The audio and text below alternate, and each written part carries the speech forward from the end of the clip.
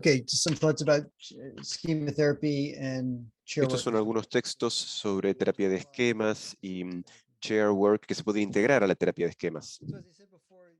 Como dije antes, en los modelos de terapia de esquemas, la terapia enfocada en esquemas es una terapia cognitivo-conductual con chair work.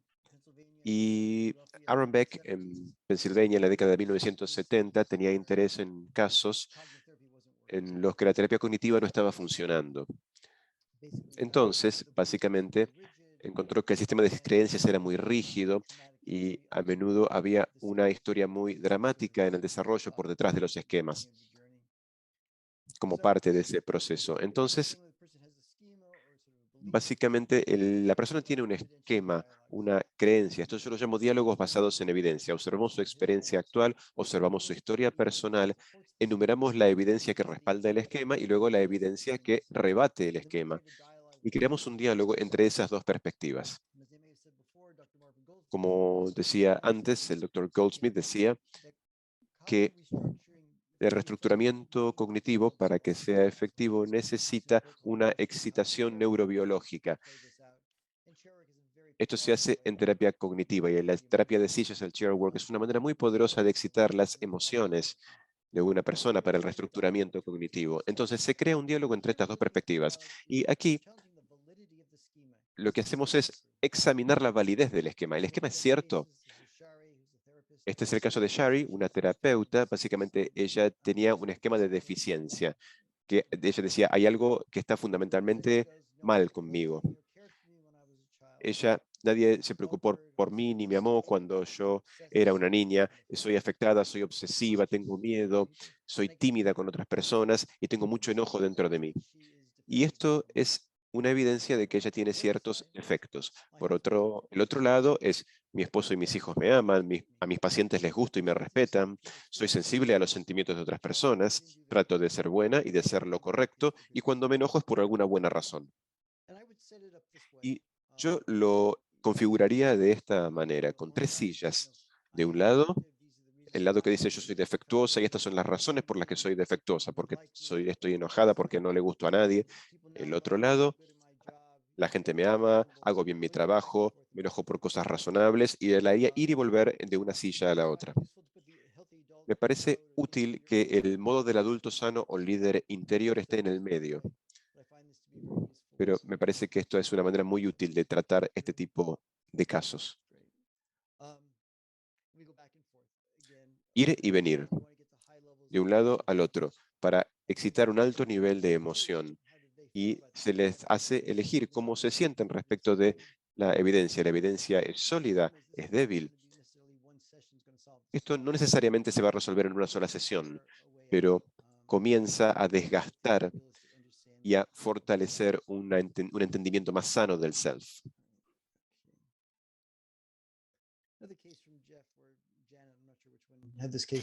Aquí tenemos otro caso de Jeff. Ella pone las necesidades de otras personas antes de las propias.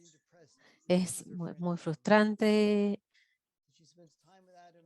Espera tiempo con ella y cuando está con él se focaliza en su vida, en sus problemas, en sus desafíos y a pesar de que le pregunta lo que le pasa a ella se siente bloqueada, no comparte lo que le pasa, como que no quiere contar sus cosas, contar su verdad, lo que le está pasando, se concentra en él, se focaliza en él. Si como algo le prohibiera hacerlo. Entonces, básicamente tiene este esquema de autosacrificio que no le permite abrirse. Y van a entablar un diálogo. Entonces, la parte del esquema dice, sus necesidades son más importantes que las tuyas, tenés que cuidarlo, no seas egoísta.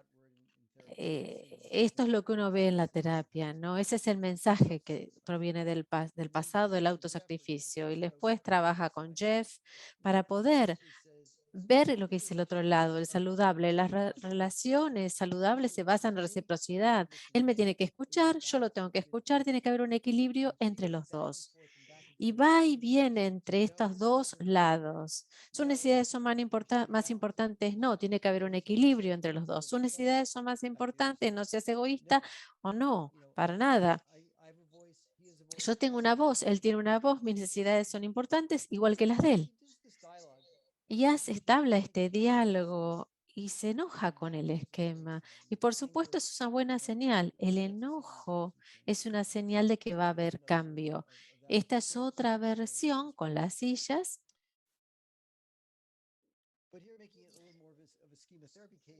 Este es un caso de terapia de esquemas cuando termina. Le plantean que imaginen que pase a su infancia, si hay algún recuerdo que le traiga este sacrificio. Sí, hay una imagen, la imagen de su madre. Su mamá, básicamente, y ella tenía que cumplir con las necesidades de la madre. Imagínense ese diálogo, esa imagen en que ella confronta a la mamá y le dice, me costó muchísimo cuidarte, me costó mi sentido de self. Entonces pasamos de un enfoque más cognitivo a un enfoque de esquemas para poder representar lo que le pasaba. Bueno, vemos los diálogos internos, las relaciones y los encuentros. Los diálogos de modo de esquema. Los diálogos de modo, básicamente, tenemos el modo de adulto sano y el modo de líder interno. Entonces recibimos cuidado, protegemos al niño vulnerable, reina el enojo, tenemos el modo de niño impulsivo, recuperar el poder de los modos de afrontamiento y también confrontar al crítico interno. En la terapia de esquemas, el juego básicamente tiene que ver con los modos. Para nosotros a veces los modos están desequilibrados, para nuestros pacientes están más desequilibrados que para el resto. Y bueno, tienen que ver, básicamente, tenemos que a través de estos diálogos sacar a ese líder interno que los pacientes tienen. Veamos los modos de afrontamiento. ¿Sí?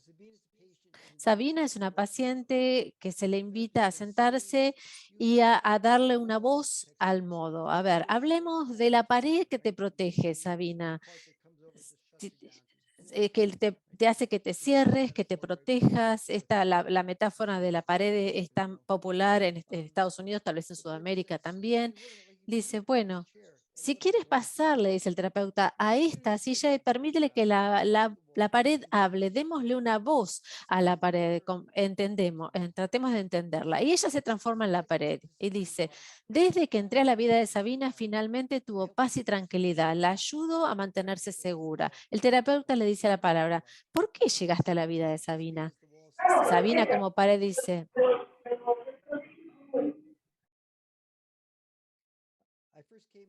entré a su vida porque su padre era agresivo y la amenazaba. Bloqueaba todo para que ella pudiera sobrevivir. Más tarde, sus compañeros de clase eran crueles con ella y yo seguía bloqueándola y protegiéndola. Entonces la ayudé a sobrevivir. ¿Eso es lo que hiciste? Sí. Este es un ejemplo bastante claro también del libro de Jacob, que habla del modo de afrontamiento. El próximo paso, como van a ver en un momento, es un diálogo entre el líder interno, el modo de adulto sano y la pared. Si todavía necesito tanta protección, si este adulto no es lo suficientemente fuerte como para poder enfrentar los desafíos de la vida, porque depende muchísimo de este modo de afrontamiento que ha desarrollado. Ahora vamos a ver el análisis costo-beneficio de este modo. Los modos de afrontamiento están ahí por algunas razones. Históricamente han sido de ayuda. Ahora la pregunta es, ¿las manifestaciones actuales, la funcionalidad, demuestran que son de ayuda o que son problemáticas?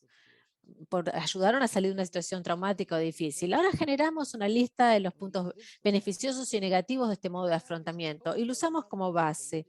Y no vemos ahora la validez del modo de afrontamiento, sino de la utilidad que tiene este modo de afrontamiento para la persona. Entonces, Nicole tiene un modo intimidador y de ataque. A veces las personas tienen miedo de él. ¿Y cuáles son los beneficios de que use este tipo de afrontamiento? Bueno, las personas me respetan, me tiene miedo, esos son los beneficios.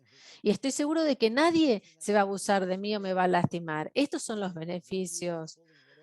Bueno, el modo que ella utilice de intimidador o de agresividad dice que no va a permitir que esto le vuelva a suceder. Es una manera de defenderse, pero también hay un costo a tener este tipo de modo de afrontamiento. La desventaja es que otras personas me tienen miedo y por eso no les gusto. Y me sigo metiendo en problemas con la ley, tengo problemas con la policía. Entonces pierdo mi libertad de alguna manera si sigo con esto. Entonces lo que hacemos es graficarlo teniendo los modos los positivos del modo de afrontamiento, los negativos, y podemos simularlos y ver cuáles son los equilibrios, el punto de equilibrio al que se lleva. Uno de los principales modos es el modo del crítico interior, por los modos de básicamente la forma de los padres, la manera en la que eran los padres. Muchas veces estas voces críticas no son solo de los padres, o básicamente cuando a las personas no les gusta cómo eran tratados, o hay también hay mucha bibliografía respecto de los críticos del crítico interno. James y Catherine Elliot dijeron: dentro de cada uno de nosotros hay una influencia negativa que es responsable del 99% de nuestros problemas psicológicos. Esa influencia negativa es el crítico interior o interno. Entonces las personas creen que el crítico interior es como el centro de la psicopatología.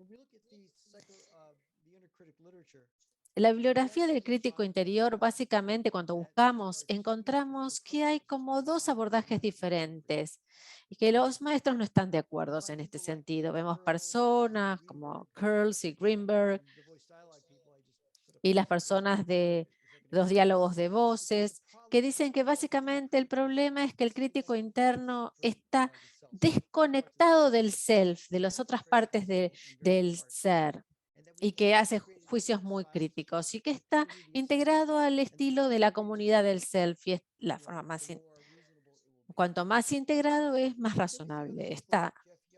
Pero otras personas como Jeff Young en el análisis transaccional y Robert y Mary Goodings dicen que estos críticos pueden ser peligrosos, pueden ser letales y que tienen que ser bloqueados, aislados, y que no hay que escucharlos. Entonces tenemos un dilema porque los maestros no se ponen de acuerdo en cuanto al concepto del crítico interior. Y la realidad es que hay dos tipos de críticos interiores diferentes. En el modo tradicional, que viene de Freud, es el modo de internalización, que el crítico es la voz de los padres, de la escuela, de las figuras religiosas, las personas, las voces de las personas que viven dentro nuestro y que son muy fructíferas y muy peligrosas. Young se focaliza en los pacientes borderline para este tipo de conceptos. Pero básicamente lo que argumentan los otros es que en realidad el crítico se desarrolla muy inicialmente en la infancia y es como un protector y está ahí para mantener seguro al niño. Esto significa que tenemos dos críticos diferentes. Y mi opinión personal es que el crítico protector es mucho más prominente que el internalizado. Y básicamente cuando en terapia de esquemas utilizamos el crítico internalizado y no el modelo crítico incorrecto porque no es el protector. Entonces, ¿qué vamos a hacer? Lo primero que queremos hacer es entrevistar a este crítico, que el paciente pase una silla y se transforme en el crítico para establecer el diagnóstico. ¿Quién es? ¿Qué haces? También lo que dice Greenberg, y es importante para el crítico protector, es cuál es el valor clave, los valores clave. ¿Por qué el crítico critica al paciente? ¿Cuál es el problema? ¿Por qué está preocupado por el problema? ¿Por qué le importa tanto? Entonces, si el problema tiene que ver con estar obeso y perder peso, un crítico protector va a decir: si no pierde peso, las otras personas van a burlarse de él. Y el crítico abusivo internalizado va a decir: es gorda, desagradable y lo odio. Y ahí uno obtiene los distintos diagnósticos. Entonces, Si es un crítico protector o de afrontamiento, dice, bueno, ¿cuáles son tus temores, tus ansiedades? Uno trata de tener buenas intenciones y ser útil, pero se equivoca y entonces causa problemas. Y a menudo el crítico dice, bueno, sí, no está funcionando.